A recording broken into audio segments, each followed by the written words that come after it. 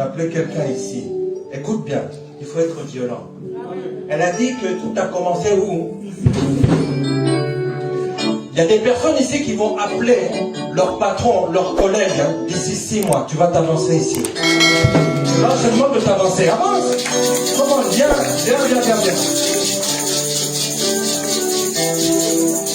Je ne vais pas t'apposer les mains encore. Juste tu viens arracher ta bénédiction, c'est tout.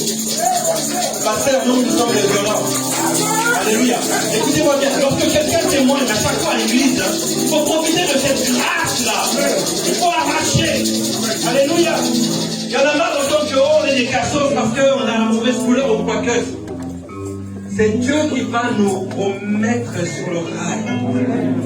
Et je peux te dire une chose. Si je dis cette chose-là, pour que tu puisses t'avancer, ce n'est pas parce que j'y ai pensé, parce que le Saint-Esprit m'a soufflé quelque chose. Amen. Il y a des personnes ici, il y a des personnes qui attendent juste d'avoir une entreprise pour pouvoir commencer leur école. Et je te dis, toi qui es là, avance-toi, viens. Viens maman, avance. Oui, viens. Alléluia. Reçois.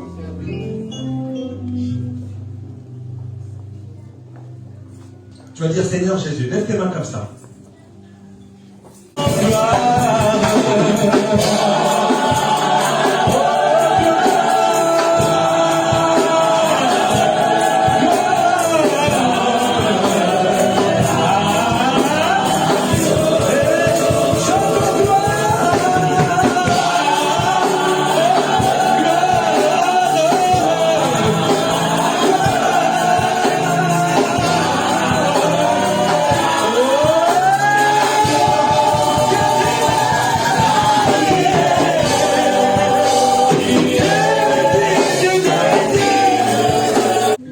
Avec mon témoignage.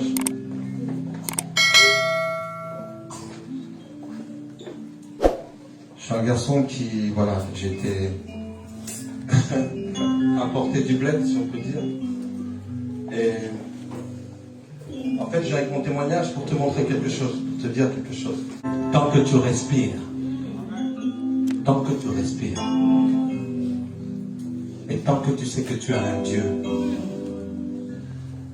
quel que soit ton âge, je sais que tu es jeune, puisque c'est la jeunesse. Dieu n'en a pas encore terminé avec toi. Tu sais, je ne vais pas rentrer dans les bails de... Excusez-moi, des fois j'ai un vocabulaire TMTC, tu vois ce que je veux dire? Donc, je me permets d'avoir ce vocabulaire-là, parce que... tu vois, pour que je me connecte avec toi, des fois, il faut que qu'on parle le même langage. En fait, je force rien du tout. Tu vois ce que je veux dire? Je viens d'attester comme toi. Je suis venu ici en 76, j'avais 9 ans. Voilà, calcule pas mon âge. Et donc, mon témoignage, en fait, c'est de montrer le témoignage d'un jeune Congolais qui est arrivé, qui a connu des atrocités au bled, qui perd sa mère à l'âge de 9 ans, de 7 ans à 9 ans, qui est abusé sexuellement, qui voit sa mère mourir. J'ai cette image-là, elle était allongée sur une table, parce que bon, le bled, c'est le bled, c'est comment ça se passe. J'étudiais pas, quand j'ai donné ma vie au Seigneur, c'est pour ça que je suis en train de dire à la jeunesse, ta décision, en fait, n'attends pas que tu sois mieux demain. Toi, il y en a qui disent, ouais, voilà, je vais m'engager pour le Seigneur, tu vois, ou je vais commencer à prier quand je me sentirai mieux.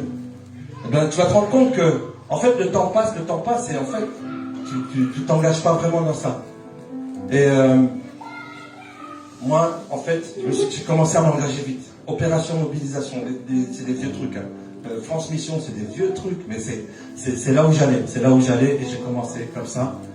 Et quand tu prends conscience, quand tu décides, et ça c'est une phrase que j'ai toujours dit à la jeunesse, et gros, si tu as des oreilles, écoute-moi bien, n'accepte pas d'être demain la personne que tu es aujourd'hui. Dieu te voit une version plus de toi. Donc il va falloir que tu fasses, comment dire, une mise à jour. Et cette mise à jour commence aujourd'hui. On était en ligne ensemble, je vous avais dit que quand on va se rencontrer comme ça en vrai, il y a des choses qui vont se passer parce que ce n'est pas moi qui viens, c'est ton cœur qui a fait que Dieu met les paroles que je suis en train de te dire là pour que tu puisses les recevoir et être propulsé dans ta destinée. Alors je suis en train de dire ceci. On me disait que tu réussiras jamais. Que de toute façon, tu réussiras jamais. Je vais te parler de jeunes qui ont impacté leur génération. Amen. Pendant qu'on est en train de parler, là, il y a une guerre qui se passe à quelques milliers de kilomètres de nous. Les jeunes, tu sais ce qu'ils font? Ils vont aller dans... Imagine, tu prends ton tram, tu as les militaires qui viennent, tu dis, toi, tu as entre 18 et 60 ans. Allez, tu viens. Enrôlé de force. Enrôlé de force. Il y a un gars qui s'est dit, voilà, moi je me suis préparé. Il s'est préparé pendant longtemps, militairement parlant. Il s'est préparé et il attaque un État. Alléluia. Il attaque un État. Les autres, on a l'impression qu'ils n'étaient pas préparés. À ce qui, ça fait, sur les 2-3 jours là, à ce qu'il paraît, qu'il y a plus de 200 civils qui sont morts. Et ce que j'ai envie de te dire, à toi qui es censé être ambassadeur, ambassadrice de Christ, j'aime bien le hashtag d'hier soir. Hashtag positif. Hashtag je suis une force positive. Tu vois ce qui se passe là en Ukraine? Le Saint-Esprit m'a dit, dis à toute cette jeunesse, dis à l'Église, que des batailles comme ça, ils s'en passent tous les jours dans le monde spirituel. Non, on ne compte pas des 200 morts.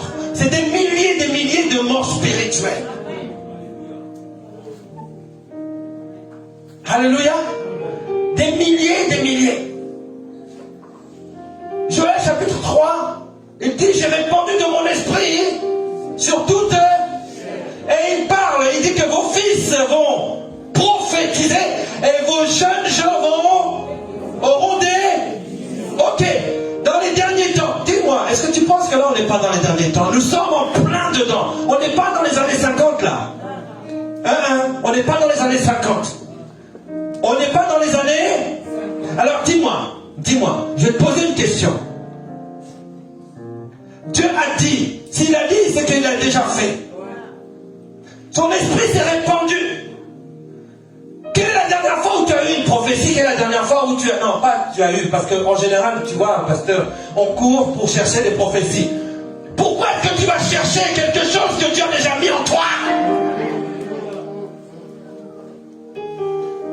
Pourquoi est-ce que tu vas chercher des visions que Dieu a déjà mis potentiellement en toi?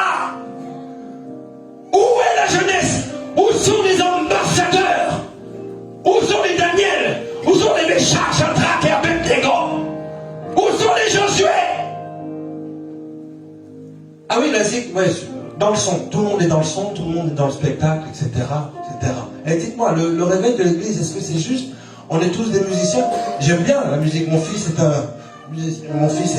dans la musique. Oui, c'est bien. Mais où sont les prophètes? Où sont les pasteurs? Où sont les docteurs? On ne va pas aller les chercher jusqu'en Ukraine. Ils sont ici parmi nous. Et il faut qu'il y ait un jeune qui puisse se lever et dire, voici, Seigneur, me voici. Il dit, qui enverrai-je? Il faut que quelqu'un aujourd'hui puisse dire, me voici. Je suis ambassadeur. Je suis ambassadrice. Alléluia. Alléluia. Il a déjà répandu de son esprit sur toute chair. Ouais, des fois tu dis, ouais, tu sais, ouais, non, mais non, c'est pour les darons, toi, c'est pour des gens qui sont un peu, tu vois, ouais, ils sont dans la church, ils sont dans le bail, etc. Moi, ça me regarde pas, je préfère être posé. Écoute bien, à force de te poser comme ça, dans 10 ans, 15 ans, 20 ans, tu seras toujours posé. Tu n'auras rien qui aura évolué dans ta vie, mais le monde est en train de tourner. Il est en train de tourner à toute vitesse. Et je suis en train de dire à quelqu'un ici, il est temps qu'un héros puisse se réveiller. réveilles. Il est temps que tu te lèves. Alléluia. Je ne sais pas si tu te rends compte. Ah, c'est lourd, c'est du lourd. Je ne sais pas si tu te rends compte de la position dans laquelle Bartimée pouvait se retrouver avec un patronyme aussi grand au coin de la rue en train de mendier. Si vous voulez à l'église, vous voulez aller à l'église Manguembo à Montreuil. Bon, vous voyez, vous prenez le périph' et vous sortez à la porte de Montreuil. Et avant d'arriver au 122 rue de Paris, dans le coin là, il y a un homme qui est assis, c'est Bartimée.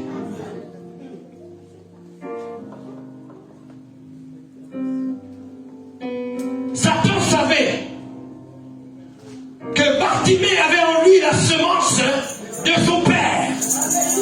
Je suis en train de dire à quelqu'un ici, tu portes en toi la semence de ton père.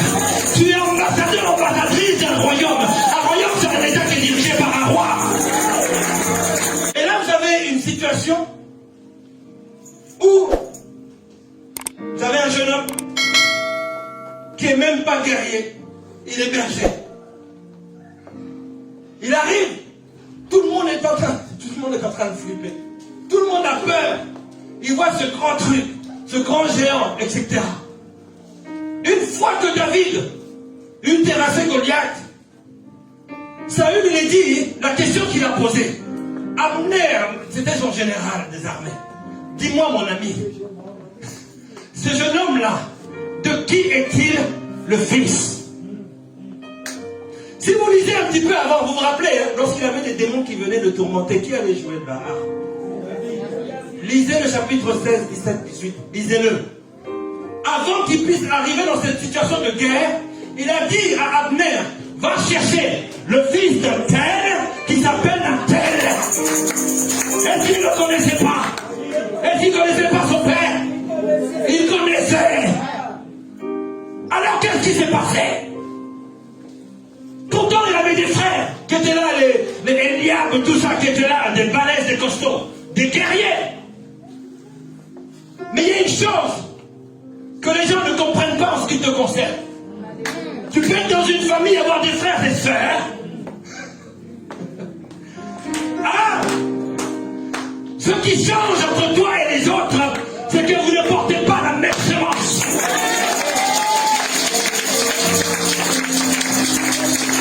Vous ne portez pas la même semence. Que quelqu'un dit, je ne suis pas Jésus. Je porte la semence de Jésus. Alléluia. Il connaissait le père de David. Il connaissait les frères de David. Mais il ne connaissait pas le vrai père de David. Il ne connaissait pas le vrai père. Tu as un vrai père. Ton vrai père. Même si ton père naturel est là. Même s'il n'est plus là. Même si tu as des frères qui sont là. La différence entre toi et eux, c'est la semence que tu portes. Dieu veut faire de toi quelqu'un d'exceptionnel. Alors je suis en train de dire ceci à quelqu'un. La Bible va dire quelque part que l'œil c'est la lampe du corps. Je suis en train de dire ceci à des jeunes, comme nous sommes tous ici. Fais attention. Fais bellec à ce que tu mets devant tes yeux.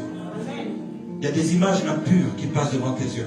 Parfois même à ton insu, s'il te plaît, purifie ton âme. Purifie ton âme. Parce que tu vois, tu risques de te retrouver comme Bartimée. Tu es toujours assis et tu attends à ce que les autres puissent venir faire quelque chose. Mais ce jour-là, il est dit que Jésus-Christ sortait de Jéricho, n'est-ce pas? Dites-moi, s'il est sorti, c'est qu'à un moment donné, il est entré. Amen. Je suis en train de dire ceci à quelqu'un. En 2021, peut-être que tu n'as pas vu Jésus-Christ entrer. Mais là, aujourd'hui, il faut que tu le vois sortir. Il faut que tu le vois sortir absolument. Et il est dit qu'il a dit, Jésus, fils de David, alléluia. Il a fait pas seulement, il a dit que Jésus s'arrêtera. Il a dit, wow, qu'est-ce que tu veux? Qu'est-ce que tu veux? What do you want me to do for you? Qu'est-ce que tu veux que je fasse pour toi? Que je recouvre ma vie.